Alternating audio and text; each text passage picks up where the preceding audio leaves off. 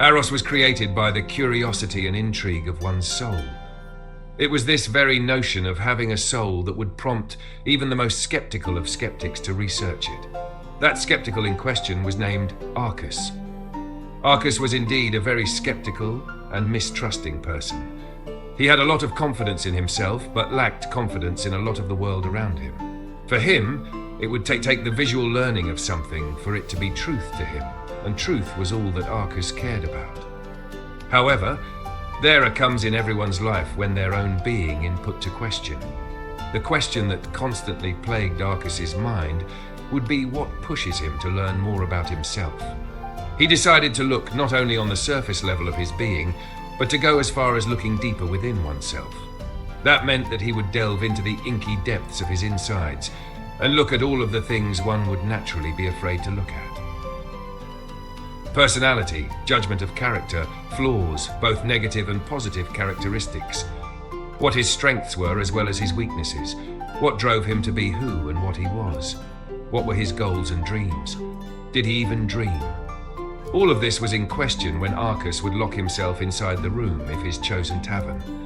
For days he would stay within that room, undisturbed by the staff of the tavern as requested.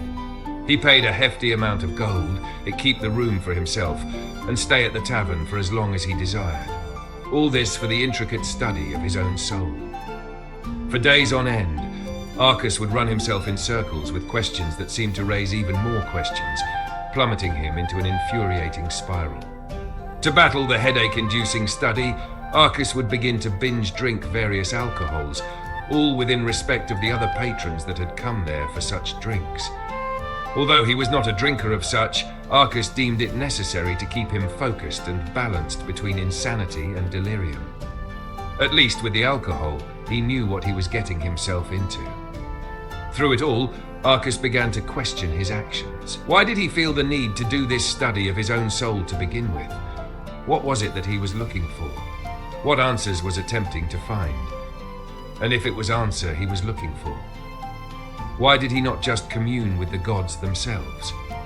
Surely they would provide such answers without all the trouble of him digging through his entirety, but that would be too easy for both he and the gods, for even when he would slip through the cracks of his chronic need to reach the truth of what is, they would not comply. He was always met with silence, which frustrated Arcus even more and dug him deeper into his work. One night, while Arcus was deep in thought as well as deep into his drunken state, he began to leave his mind to wander, and it would wander into the reassess of his mind, the darker corners of the psyche one does their best not to venture into. But if he was going to get any answers for his study, he would have to dare the dangers of his own mind. If he could not get answers from the divine, then he would have to seek the answers from another source, an uncouth method even for someone like him. But he was desperate. Being a Volcari meant that he was a direct descendant of the Fallen One, that being Malakath the Corrupt. The sullied blood in him has forever tainted him as one of the ill kin of Ain, something to be looked down upon and ridiculed just for existing. Knowing this, and knowing who was responsible, Arcus would still reach out to his father in regards of his own soul with a core question in mind. Can a soul be inherently determined of its fate, or can it be influenced either way? Is the soul naturally good or evil? If so, what was the nature of his own soul? With his father perished, Arcus would search for the answers within tomes. He had picked up one historical tome specifically, one that was not too easy to procure, for it provided knowledge of the art of magicka of the taboo. To delve into such knowledge meant that he would be putting himself at risk of those over vigil watch of such magicka and its use throughout the world, that being the Elkai Dominion, who could have been stationed in the very town of which his chosen tavern settled in. But Arcus was not only an astute student, but a careful one at that. Often putting himself in such dangers taught him to be extremely wary and prevalent of his surroundings. He was nowhere near the level of a master magi like the previous master he once trained under, but he was a very efficient one, often teaching himself spells and other methods of magicka that very few dared to take on. One in particular would be specific wards that were meant to keep out the blood of certain races, something he found during his travels through the swamps of Ikuda. With the door to his room warded off, Arcus could commence the delicate study of the rare tome. The tome in question was based on the teachings of black magicka. Inside, Arcus learned how to perform handmade rituals, the makings of summoning circles and their use. He learned just how to commune with his own father through these rituals and summoning circles, but what he found through the black pages was something even more intriguing to the young scholar. Learning such methods of forbidden magicka opened Arcus to a whole new field of learning. How he would implement these methods would surely be up to him, and without question, hidden from the rest of the world. But to not put such knowledge into practice would be a waste. When he reached the topic of necromancy, that's when things became more interesting. For hours he sat slouched over in his chair inside of his ill-lit room. The candle on the desk beside him performed its languid dance, its life slowly but surely giving out as the stalk of wax surrounded it. But Arcus was far too gone inside of the tome of death and despair. He had to keep going and learn more. He felt that he was so close to an answer that he could feel it in his soul. The mental mention of his own soul would be the thing that would break him from his zone. Snapping his head up, Arcus looked to the corner of the dark room where he could see ample space for what he wanted to do next. Jumping up from his chair, he'd widely gate over to the corner and knelt down. Taking what he had learned from the green-covered tome, Arcus quickly scribbled on the wooden floor with chalk he managed to steal away from the tavern. As if he was pressed for time, Arcus hastily began to work. His arms moved this way and that in wide motions. He'd move his right arm in an arcing circle, then waved it up and down and side to side. He bent down further as he began to add detail to whatever it was he was drawing on the floor. Once he was done, he'd take a step back and gandered down at it. His blue eyes were wide and his breather slightly heavy. He looked as if he was questioning his very actions in that moment. It was as if he was spontaneously spurred to do the deed, and in doing so, felt the tinge of guilt begin to wash over him. With a swallow, Arcus glanced over at the tome in question, then back down at the drawn sigil on the floor before he would continue. Now finished, Arcus was looking down at a complete runic circle of binding. There was a circular gap in the middle of the sigil, perfect for the last step he'd need to do. A hand clutched at something that rested against his chest. He held it there a moment before wrenching whatever it was off. The silver chain popped effortlessly, the bits clattering on the wooden flooring as if to cry out in anguish. With no more thought to it all, Arcus placed what was in his large hand inside of the gap of the white chalked sigil. It was a silver pendant in the shape of a raven. The pendant shone in the light of the luna, giving a soft blue tint to the metal. Arcus stared down at the pendant that was the namesake of his family, with stoic eyes that shielded the immense guilt he felt. For moments, he'd stare at the family heirloom before he knelt down in front of the sigil and began the next step of the ritual. With eyes locked on the pendant, Arcus chanted words that he memorized from the tome. He wasn't sure of the context nor the origin of the language of which he spoke, but his performance of the ritual showed results. The back of his palms rested on his bent knees, and his eyes closed, as he could feel a sense of something swarming inside his body. It was a warm feeling, as if his insides were roiling. It started at the burning of his core, then rose upward and spread throughout. He could feel the sudden rush of energy surge through him that prompted him to open his eyes and look toward the pendant rested in the sigil. Never halting his chanting, Arcus felt this rise of energy fill him before it pulled away from him, drawing his breath with it. In a long draw of breath, Arcus gasped and pulled backwards. The contrasting directional pulling of his body and what he believed to be his very soul resulted in the completion of the withdrawal. He saw his own soul before his very eyes. It drifted away from him in a lilting manner before it would anchor itself to the pendant. There was a moment of silence from Arcus, who sat there, befuddled over what he had done. He realized that he may have just somehow released a portion of his soul using the method of black magicka, something he had never done before, nor has he seen anyone else do. So attempting this could have resulted in the opposite of what Arcus intended. What surprised him even more so was the fact that he could see his own soul with the naked eye, and what he saw was akin to that of the dying flame of his candle which stood by him for hours as he studied. Its dancing had now ended, but with its death flared up something anew. It was blue and vibrant, and it danced in the same lurid fashion as that candle.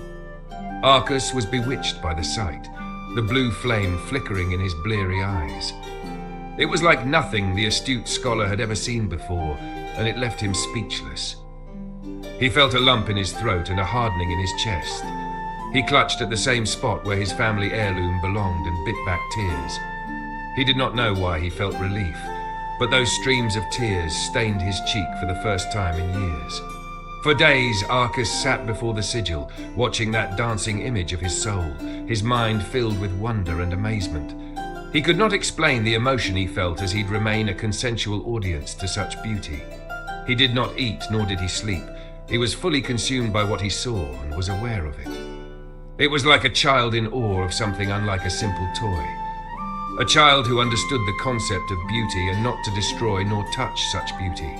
He had to preserve the beauty before him, but dared not ruin the moment. He wished to remain with it a while longer, while he still had the chance. In his stricken stature, Arcus studied the dancing soul. He watched as it waved to and fro and side to side, as if it had little hands and arms that snapped at the air in a display of theatrical performing. He cocked his head on his resting arm and noticed that the little spark of himself moved in the same way. This perplexed Arcus, whose attention was already rapt on the portion of his soul. He leaned his head to the other side, and the spark mirrored him. Arcus slowly unfolded his long legs and planted his feet to the floor. He'd raise his hands before the mimicking spark of life and motioned them around in random patterns to see if the shred of soul would be able to track him. To his shock, the soul sliver moved in every direction he moved without falter. Arcus was not sure why he was so surprised by the revelation, seeing as it was a part of his soul which was still connected to him. He may not have been the first to successfully part with a bit of his soul and bind it to something else, but he was fascinated that he was able to do it nonetheless. To further protect his discovery, Arcus would showcase his family pendant with his soul bound to it inside of a glass dome and shelved it on the bookshelf of his room where he could see it. He would spend more days documenting what he had learned for that entire week, leaving out the studying of black magicka, but dotting down enough truth that would indicate that he did in fact to the unthinkable, according to him. The entire experience was insightful to him, so leaving out such important details, such as that, would be unbecoming of him. During his documenting journaling, his soul would remain. Kept inside of the glass dome, it continued to show life. Sometimes he believed that he can actually feel the soul watching him from up there on the shelf. Over time, it seemed to grow from what Arcus could speculate, which fascinated him further and even filled him with pride. He would go on to record everything he could learn from his spark of soul, how it would gradually grow in size, and even emote his flashes of feelings such as joy and surprise. Who knew that something without a body, face or limbs could display such emotion? Arcus was intrigued. Despite his dedicated study of his soul, Arcus could not stay in one location for too long. He would eventually have to leave the inn that he was staying at, but in doing so, he would also have to leave behind his precious soul discovery. Carrying around something so valuable with his reputation would spell certain trouble for him and his party. It pained him to do so, but it was necessary.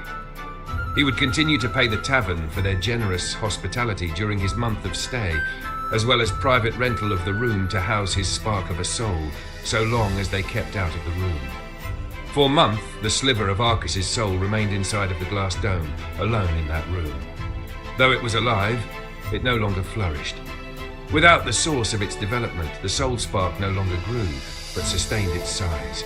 It did not have a body to show its feelings and emotion, but while it was alone inside of Arcus's old study room, its dancing dimmed to a low, somber sway. For months, the lonely soul spark sat in the room, its swaying directed at the closed wooden door.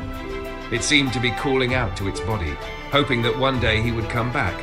But Arcus never did come back to that tavern, nor did he come back for the portion of his own soul. For months on end, the soul spark would remain, quiet and silent and alone, till one day someone entered the room. It was a little girl of Icarus origin. She had sandy blonde hair that was prickly to the sight and highly unkempt. Her eyes were like wide hazel saucers that held a sense of endless curiosity. Her teeth were spaced with gaps where more teeth should be. She looked to be the age of 8, but all of this was something that the soul spark would not know of, but it was aware of the girl's presence, and perhaps it was this awareness that alerted the girl to its own presence. She came into the room, looking around warily, knowing that she was trespassing, but her curious eyes never stopped searching around the room. She looked in every nook and cranny of Arcus's old study, checking the drawers, the closets and dressers, and even under the beds and their covering. She seemed to be looking for something, but something found her instead. As if she were beckoned by the thing that called out to her, she looked straight up at the soul spark dwindling inside of the glass dome. Her big bright eyes stared directly into whatever was inside of the glass dome and seemed to be locked in its gaze. She finally blinked out of her trance and was urged to move towards the bookshelf. She was small, light enough to climb up on the wooden bookshelf and reach towards the glass dome with her tiny hands. She couldn't grasp around the slick glass dome with just one hand, so she used both. In doing so, threw her off balance and tilted her backwards. Being an Icarus, the balance that she was born with was enough to have her land on her feet without harm to her.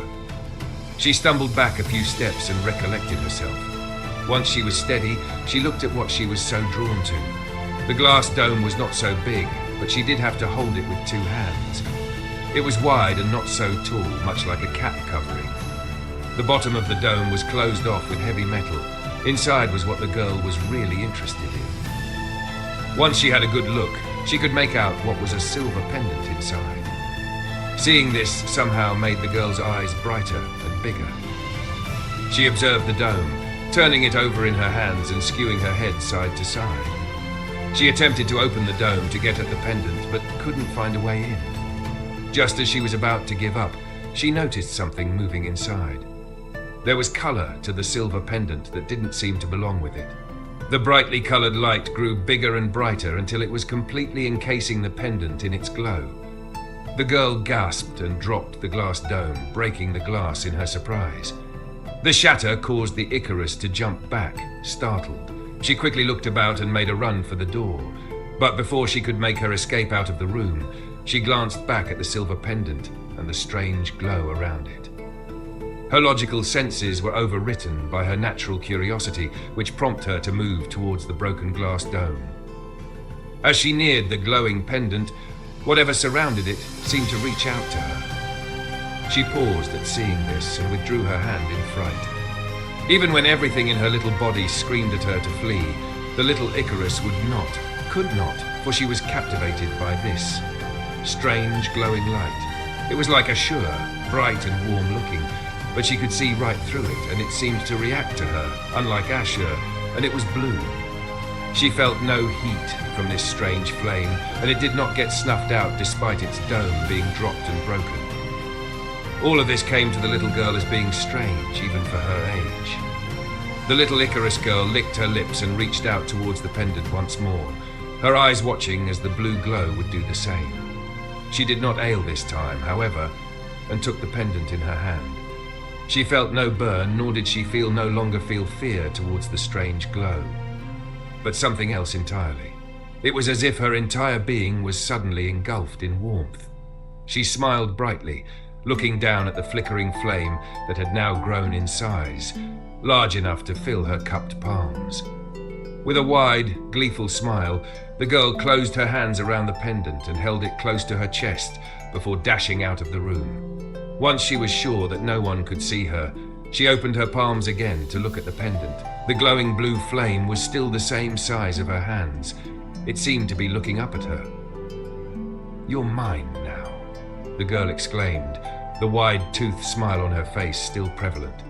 Normally, with a find like something silver and possibly valuable, the girl would quickly sell it off to some peddler or merchant of a town. However, this was something that she would keep forever with her. and in knowing this, the conscious soul spark seemed to display its emotion of happiness, growing big enough to caress the girl's small hands in its ever-expanding size. For the remainder of that soul spark's life, it stuck with the Icarus girl, whether she believed she had a choice or not. It seemed that it was more than taken by the little girl and was more than happy to be hers. Their time together was well spent, as the girl would teach the soul spark everything she knew about the world around them. She may have been small and young, but she was full of wisdom, something she'd thank her endless sense of curiosity for. She'd teach the soul spark the names of the places they've been to and the faces of those that lived there. She could almost name every resident of a town from the moment they arrive. She was able to do this due to her penchant of being a thief. She was so small and common-looking that she was barely noticed by others, so it made it quite easy for her to slip her hand in the pockets of others or slip in and out of someone's home unaware. She'd tell the spark that she only stole what she needed, small things that would otherwise not be missed by the owner of the house or someone on the street. Things such as silverware, jewelry made of cheap metal, marbles, gems, anything small enough to fit into her pocket she would snatch up and sell to a merchant in the next city. Sometimes she would steal more valuable things such as heirlooms, fancy-looking shoes, or even odd objects with no identity to them. She would steal these items from towns they would not stay long in. All of this was observed and absorbed by Arcus's soul spark, who was then given the name Aros. Because it sounds pretty. Not like arrows, but Aros, you know? The little Icarus girl would explain. In exchange for its new name, the girl would offer it her. She went by the name Scully. Not like skulls, but Scully, you know? Skull and Aros were inseparable from the moment they met, and in that short time of being with Scully, Aros had learned quite a lot. Not only did it learn about the world and how to get around, but it also grew in size. It flourished with Scully so much so that it began to grow its own form. No longer was it just a small glimmering spark of a soul, but now formed an entire body of its own. And because it was intelligent and conscious of its own existence, it would also grow an identity. Although Scully spent most of her time with Aros, she would not notice this sudden growth in bodily form until one day Aros spoke to her. She, along with Aros, was relaxing by a river. Scully, with her bare feet, something she's known for, kicked in the cool river of Alu and watched the clouds. Her ever-present smile on her dirty face was quickly washed away along with the running river as soon as she suddenly heard the voice of a male come from seemingly nowhere. She leapt up from the rock she was sitting on and looked around, armed with nothing but a stick. "Who said that?" she questioned, her stick aimed everywhere and wide eyes searching. Her cut ears were peeled back and her tiny fangs bared. She may have been 10 years young and still seemingly the same size and height she was when she was 8, but she was prepared to defend herself from the voice. She saw no one by the ever-growing form of Aros, who grew twice the size of what it was before her very eyes. In seconds, it grew from the size of her head to that of something standing far taller over her head. She gasped and took a step back, bewildered and shocked at Aros's sudden change in form. "How did you? It's me, Scully, Aros!" Scully let out a blood-curdling scream and scampered behind a tree where she could safely look at whatever was before her. Her bright, big eyes were the size of the Luna, both holding shock and terror. She stuck out her stick in defense and ordered the form of Aros to stay back. Without a face, Aros was still able to convey confusion. He leaned his head to the side but did not come closer to Scully. He understood that he was frightening her, but could not understand why. He looked down at himself and held out his hands to her. "Scully, it's me, Aros. I grew again." Scully hissed and jabbed at Aros before its words reached her. Her ears rose and her eyes squinted with rightfully placed suspicion. She leaned her head to the side and looked into Aros. "Aros? Is that really you?" She could see the resemblance in the blue, wispy form before her, but could not trust her eyes to believe that a whole body was formed before her and that it was Aros. She was aware that Aros could learn and grow, but she had never seen it do something like this before, and it did more than take her by surprise. But there it was, standing right there, speaking to her in common language that she could understand. Sensing that it was in fact Aros, Scully slowly and cautiously stepped out from behind the tree to near Aros. Even without a face and knowing more about it than she realized, she could sense that it was smiling at her, which brought more relief to her. She stepped closer to Aros, examining his new form, and laughed out in wonder. She asked of it how it managed to grow to such a size and shape in such a short manner of time. Then again, she had no idea what exactly Aros was, which brought up the question to Aros now that it was able to speak. He explained to her that he was a soul of a person whose name it never learned. He also explained that it not only gained more awareness of its conscious, but an identity as well, and how it would like to be preferred as a he. Baffled, Scully stared at Aros before she would bolster out in laughter, rolling on the ground and kicking her feet. During her episode of disbelief, she looked to Aros and asked that he repeat himself, to which Aros would profoundly and with confidence announce that he was male. Scully was understanding enough to accept this and began to refer it as he, and would even begin to see him as such, treating him like any other male. She no longer would be unabashed when it came to what she wore as a female, and began to seriously consider her own gender as a tomboy. She was not only a learning experience for the two friends, but a bonding period in their friendship. For another few years, Aros and Scully would travel together. Having spent that short amount of time together has brought them closer as friends. They each knew quite a bit about the others. They knew each other's strengths and weaknesses, the chips in their personality and what made up that personality. They knew what annoyed the other, and would often make it a habit to exploit that knowledge in the acts of pranks and jokes. They also knew what bothered the other emotionally, which they took great care not to make light of. For instances, Aros knew that Scully had a soft spot for other youths in a family, as she did not have a family nor parents of her own. And Scully discovered Aros's need for connection with the rest of the soul that parted with him all those years ago. Both of them had their fears and wants, and somehow managed to find that in each other, which only strengthened their kinship, even if one was just a sliver of a soul and the other a gutter rag. One day, Scully would make the bold claim that she would forever protect Aros at any cost. She was small, but she was bold and feisty. But even she knew that she could not deliver her promise to Aros with her guts alone. She began to pick up a trade of defense, that being the art of swordplay. But due to her size, she preferred the duality of the dagger, for it was short but deadly in contact, much like her, she thought. Touched by her conviction towards him, Aros would too make the same promise to her, and in doing so would also pick up a profession of combat. But since he had no knowledge of combat, let alone what it meant to fight, he was left in the dark on what he'd choose as his path of Scully's defender. It didn't take long for Scully to look into him and know exactly what he was meant to become, even if Aros didn't understand it himself. She told him that he was an Ashur Magi. When asked for more detail, Scully would give him a breakdown as to what Magi were in their world and what it meant to be a Ashur Magi. She briefed him on the elements of Magicka, the concept of Magicka, and how a Magi used it. She also mentioned that most Magi had to go to a guild of learning to become an official Magi and gain a badge. This led into the well-taught topic of the Elkai Dominion and what they stood for. Even if she had no one to teach her these things, Scully was very knowledgeable in these topics and very serious in teaching them to Aros. Understanding that much, Aros requested that they'd pick up some tomes of Magicka for Aros to learn, specifically that of Ashur Magicka. During their travels, Aros became a devout student of Magicka and would practice off the road whenever they were not riding by carriage.